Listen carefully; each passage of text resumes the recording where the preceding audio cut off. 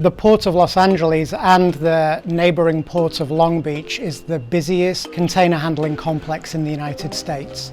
About 1/3 of all containerized cargo that comes into the country comes in through the ports of Los Angeles and Long Beach. It really is going to be ground zero for where we see the impact of the tariffs on US trade. We treat the Port of Los Angeles and the Port of Long Beach together as a single container complex. The two ports are right next door to each other.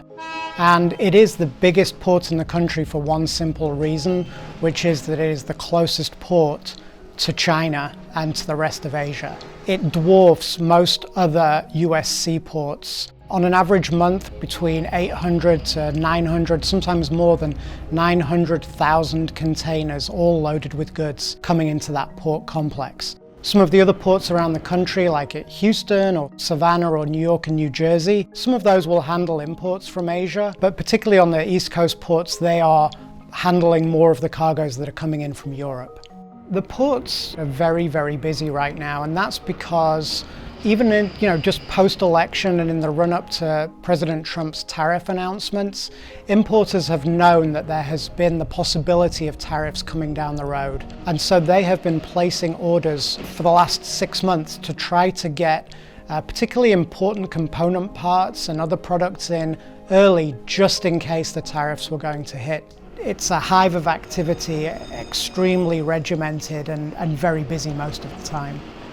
The ports themselves are very important economic generators to regional economies. The big fear in the logistics industry at ports, warehouses and trucking companies is that pretty soon those orders are going to start to die off because importers are going to dial back on their orders, and that's going to lead to a lot less business for the ports and all of the other logistics companies that rely on it for their business.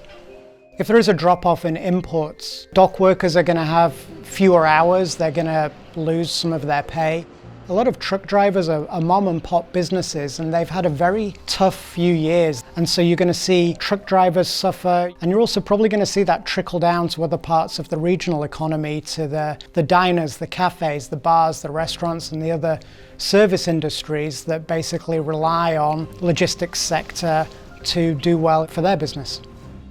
When you go to your local grocery store, you may see the truck in the parking lot and not give it a second thought, but that's a delivery of goods that started its life in a factory in China and was loaded onto a ship and brought to the United States, and then maybe loaded onto a freight train and hauled halfway across the country and then delivered to the store that day. And if the tariffs cause the economy to slow down, then that whole logistics network, it's going to continue operating, but it's also going to slow down and it's going to hurt people in that industry.